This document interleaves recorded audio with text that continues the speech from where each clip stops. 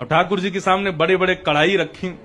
तो उस दिन पुजारी जी से गलती ये हो गई कि सामने मिठाई रखवे की जगह, खीर रखवे की जगह उनने कढ़ी रख दी। कढ़ी रख दी, कढ़ी के पीछे चावल रख दिए, चावल के पीछे मिष्ठान रखा और सब सजा दिए सामने।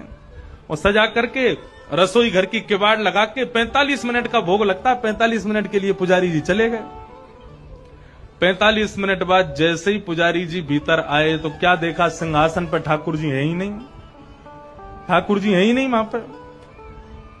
पुजारी जी बोले, अरे भैया ठाकुर जी कहां गए? पूरे मंदिर में हल्ला है, वो सब इकट्ठे है गए, ठाकुर जी कहां चले गए? कोई ने कही, बोले छोटे से ठाकुर जी है सके, इनमें कढ़ाइयन में गिर गए हों, छानो। तो सिंहासन के आगे वाली जो कड़ी की कढ़ाई ही कही जैसे ही छानी, तो वहां में ठाकुर जी निकल आए। अब तो महाराज पुजारी जी बड़े जोर से हंसे, बोले अरे लाल जी को कड़ी इतनी भाग गई, इतनी बढ़िया लगी कड़ी की वहां में कूदे ही गए।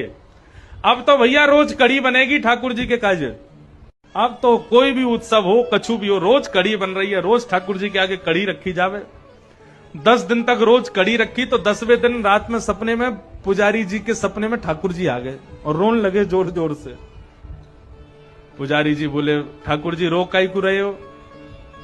बोले मैं यहां मारे रो रहा हूं, तुम रोज कड़ी को भोग लगा रहे हो। बोले मैं तो यहां मारे लगा रहा हूं, बाद में आप कड़ी में कूद गए, इतनी बढ़िया लगी कि वहां में डूब ही गए, तो हमको लगी कड़ी ज्यादा पसंद आ गई है, तो रोज कड़ी को भोग लग रहा है। ठाकुर जी बोले, अरे मैं कड़ी में कड़ी खावे को ना कूदो, तो फिर काय को कूदे? बोले तुमने खीर दूर रख दी, मैं तो खीर खावे जा रहा हूं, बीच में कड़ी पड़ गई, सुबह में गिर गो। अब तुमको लगी कि मुझको कड़ी पसंद है, तो रोज कड़ी को भोग लगा रहे हो।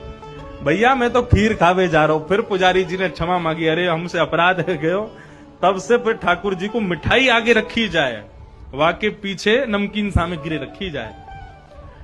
तो बंधुओं, ऐसे लाड़ लड़ाओगे ना घर के ठाकुर जी को, तो ठाकुर जी पर मूर्ति नहीं लगेंगे, साक्षात ठाकुर जी लगेंगे, आनंद देंगे, सुख मिलेगा आपको।